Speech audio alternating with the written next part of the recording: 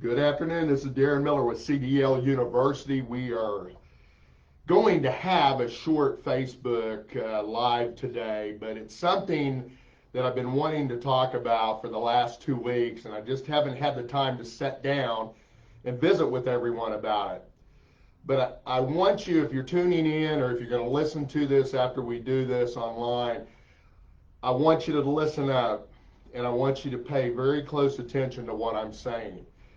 This is a topic that has been out there in the trucking school industry for a number of years. Something that people have been trying to get passed at certain schools here in Oklahoma for a while, and it's about third-party testing. And I am and never have been a proponent of it because what it does is, well, let's talk about what third-party testing is, and then we'll go through the process. And I want everybody to understand it, and I want everybody to understand how it's going to impact you if you don't know what it is, okay?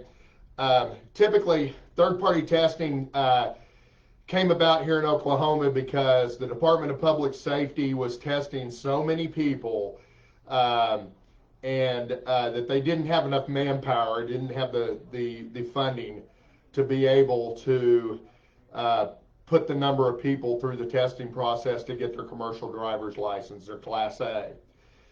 And there's actually three different types of ways that people can get in a truck and go down to DPS and test, okay? And one of those, well, let's even make it simpler. There's public schools that will train people, and then they'll send them to DPS to test.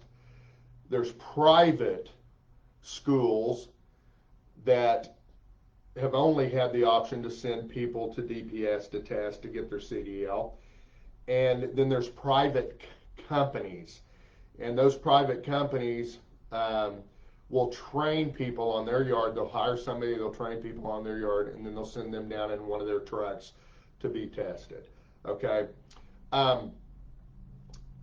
In the past, the VOTEC schools or career tech schools they were given the opportunity to have third-party testing, and it was pulled back from them because they were passing everybody, and those people, when they went to go get a job, they didn't have the skills that were necessary to be able to do that job, even though they were issued their commercial driver's license.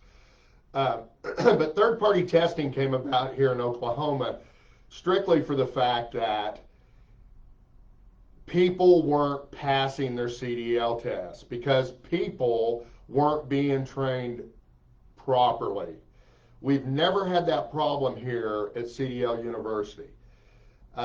We don't even use all of our test spots most of the time because when people go to DPS to get their license to drive for their test, they pass the test. And if every school and every company prepared their people that they sent down to DPS to pass their test on the first, second, or third time, then DPS wouldn't have had to make this move to go to third-party testing. But because the training wasn't appropriate and so many other people were sending people down to test and they were failing the test, it created a huge logjam in the whole process. And instead of fixing the training process, then we think we fixed the testing process. So here's what's happening now. So today what you're going to get is you're going to have a school call you, or you're going to call a school and they're going to start marketing to you. And one of the big things that they're going to sell is, well, we test here on our location. Okay? And here's the thing with that. It depends on where they test, because if they have to test at DPS because they don't have a property big enough to test at their own location, then that third-party testing and testing at their own school isn't going to benefit you one bit. Okay? The second thing is, and I want you to hear this because this is my big point today, and this is huge.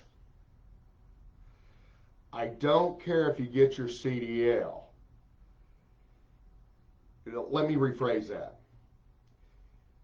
Just because you get your CDL by a third-party tester doesn't mean you're going to show up at a company and they're going to hire you. Because here's what happens in every process. You get your CDL, you show up to a company, it's called orientation.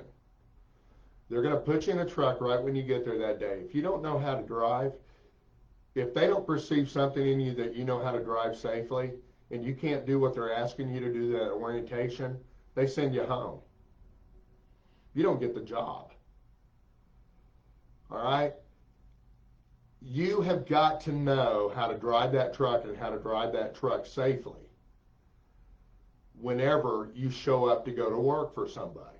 That's just a fact. That's exactly what it is. All right? So here's what the important part is.